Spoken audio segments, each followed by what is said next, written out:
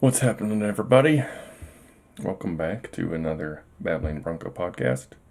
I'm your host, Evan Grubel. Along with me is nobody, because I am all alone tonight, and my brother rudely declined. Not rudely, he just declined.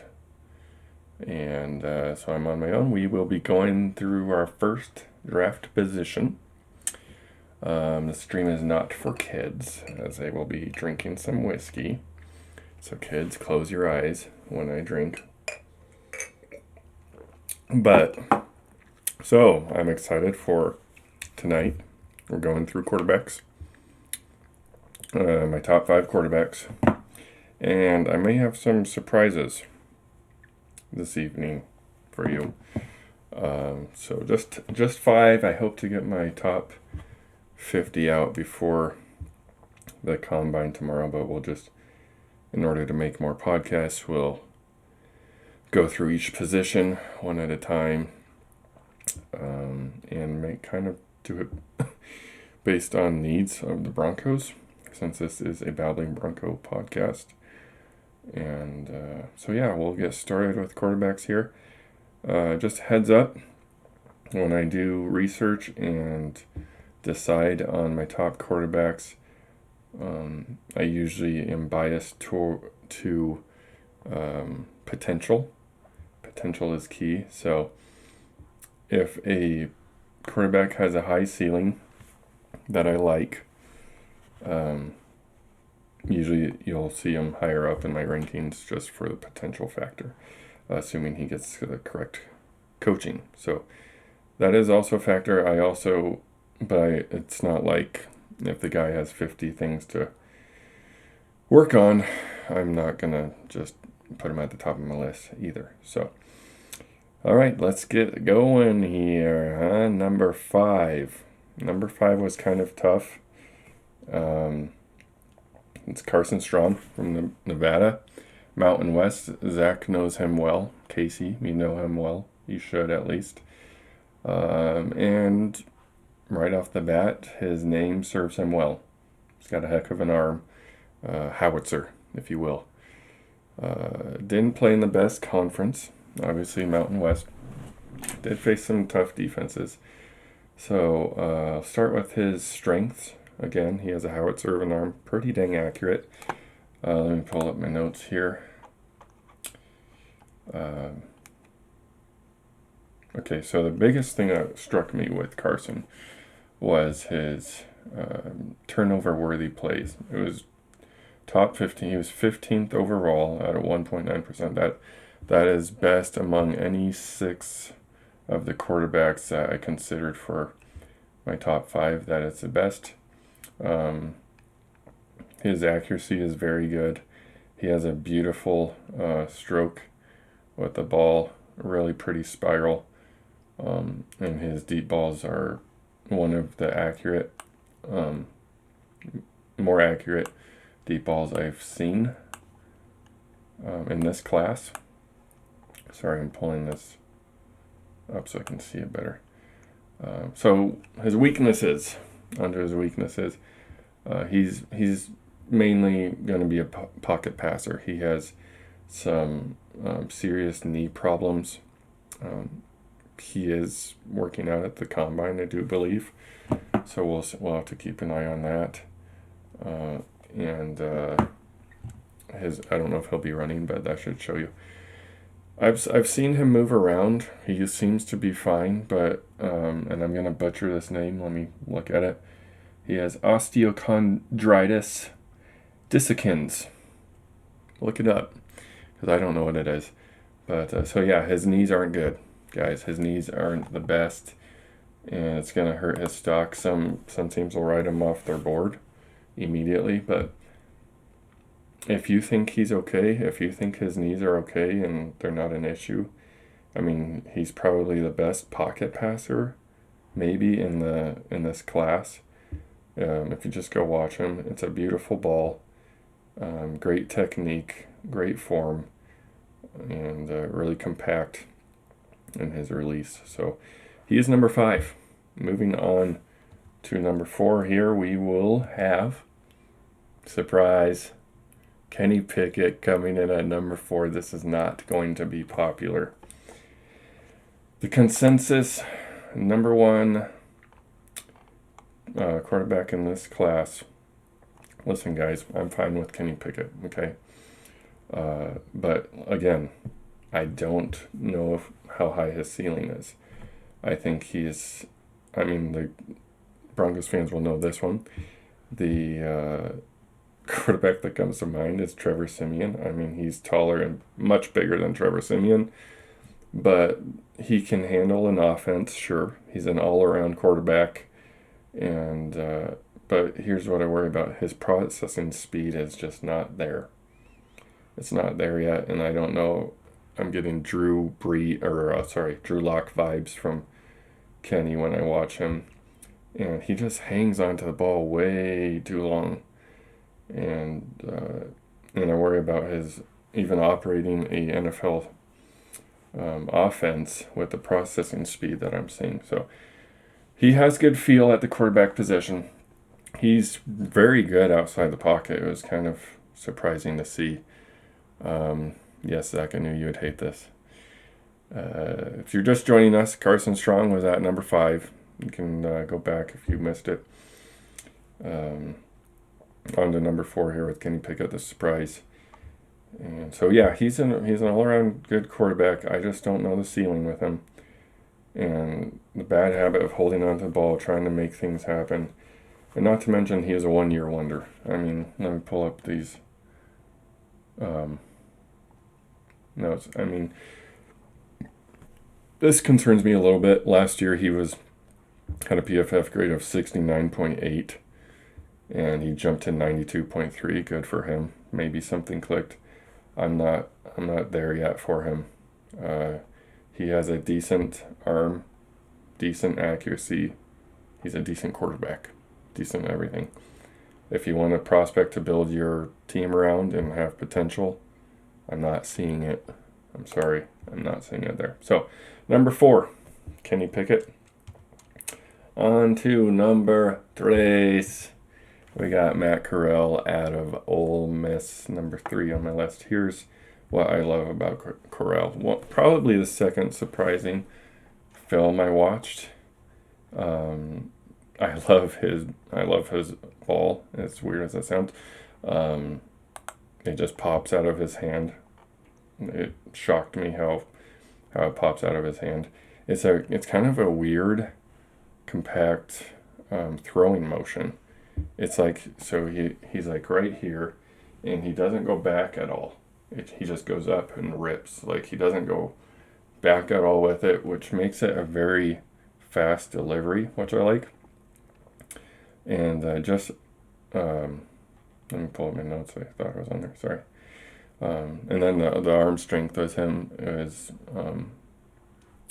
very good as well. I think I saw him throw a 60-yard touchdown during all of that. And so the arm strength is definitely there. His accuracy is there, although sometimes he made interesting throws. Pocket presence is pretty good from what I saw, and the mobility is there.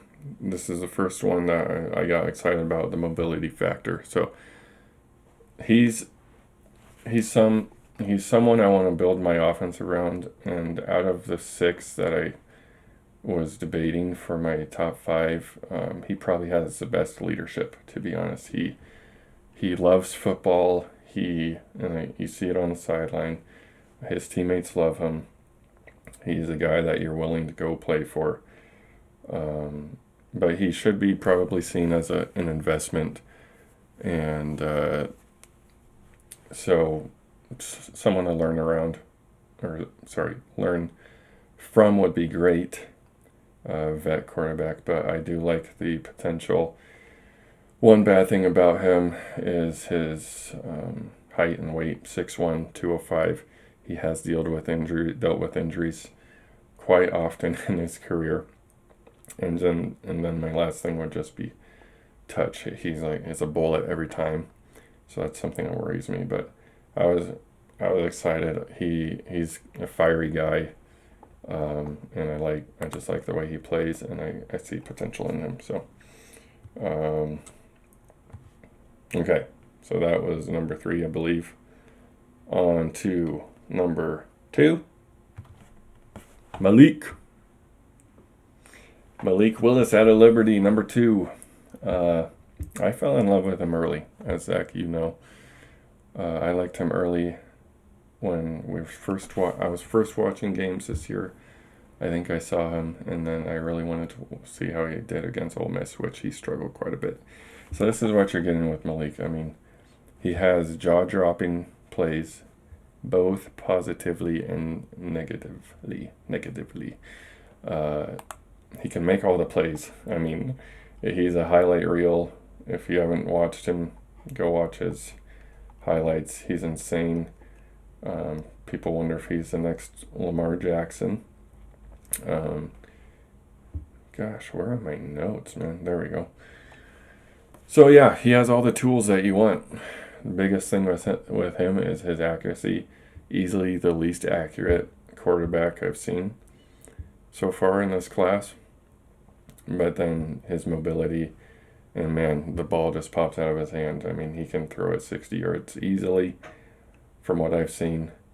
And then obviously coming out of Liberty, who actually runs a more complex offense than I thought they did, especially comparatively speaking to some that I watched.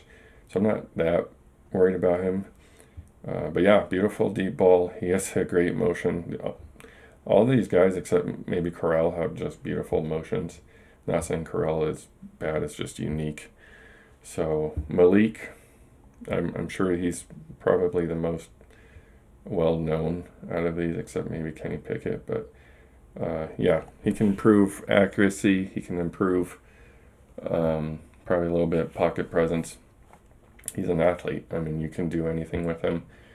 I just worry about that accuracy. The accuracy was easily the worst. And, I mean, my grandma could have made better throws than what some plays that he did. So that is the main thing that I am concerned about with Malik. But holy cow, the potential is there. That's why he's number 2 on my list. Really fun to build, though. He would be really fun to build your offense around, especially you Broncos. I'm not sure he fits our offense. You probably want more accurate and pocket passer a little bit more. But he can make any throw. He just needs to fix the accuracy issues, which we have seen is possible. So yeah, we'll see. So he's number 2. On to number 1. Is it Ritter? Is it Howell? Sam Howell, North Carolina. This surprised me is probably more than it's surprising you right now. He's a baller, dude. Like, I went into his film thinking he's going to be the next Baker Mayfield. That's what everyone's saying. I, however, did not see it. One, he's more mobile than Baker. He's a tough dude. He's breaking tackles everywhere. He's speedy. Like, he is fast. For 225, he is so fast. But that's actually sometimes his downfall too. Like, he wants to run the ball. He feels comfortable running the ball. He wants to run into people. Great leadership aspect along with Corral. Toughness is huge with him. He stayed pretty healthy. He's a little tank. I mean, when he was running, he reminded me of Tim Tebow a little bit, running the ball. And then here's the biggest thing. I mean, I did not realize how big of an arm he had and how pretty of a ball it is. I mean, he can drop pretty much any ball he wants downfield, and it's beautiful, man. Seriously, it reminds me of Russell Wilson.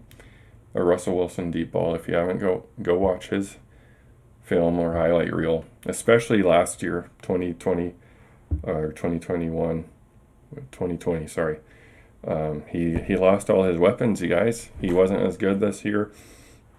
He lost De'Ami Brown, Daz Newsome, not to mention the tight ends. There may have been even another wide receiver. So he lost all his weapons this year and struggled. So Broncos fans, we have the weapons for him. His decision making could use a little bit of help. Like I said, he likes to pull down the ball and run. And I don't know why he does that, because he can make any throw he wants. He's accurate with the ball. I think it was the second highest accuracy I saw in my studies here out of the top 6. So, yeah, I was as surprised as you guys are, and I really want him out. I would not be sad if we took him at 9. I did see we are not even interviewing him, but guys, if you go watch his film and the ball pops off his hands as well. I mean, I don't think these guys are as good as last year's, but for sure. But I do see a lot of potential. There's a lot of potential in some of these players. If you want an all-around quarterback, that's why Kenny Pickett is at the top. He's probably the most NFL ready right now, just because he's an all-around quarterback, like I always said when I talked about him. But here's one thing about Howell that I'm concerned about. North Carolina just runs RPO all day. You either hand it off or throw it deep. It's really dumbing down pretty much to that. And so I really don't know how much he can handle intellectually. I don't know. He seems like a smart guy. He seems driven to want to get better, and again, his leadership. But the North Carolina offense just scares me a little bit. So again, he's another one that will take time, and probably, I don't want to say he can't start right away, but it would probably be a limited playbook for a little bit. And I mean, if you're the Broncos, I'm still looking at Drew Lock, and maybe if you want to draft Howell under him, let them duel it out until Howell's ready or Lock takes off. Who knows? But Howell's talented. There's no denying it. He's my number one, and to be honest, it wasn't close for me. So, yeah, that'll do it for our top 5 quarterbacks. Next time, I'm not sure what position we'll do. Maybe a defensive player or a position, going back and forth. So, yeah, hope you enjoyed it. Drop any questions you have for me, Zach. Sorry I surprised you, but I'm not. Go watch him, man. Trust me. We will see you guys next time, and we'll battle at you next time. I always forget it. Y'all have a good one.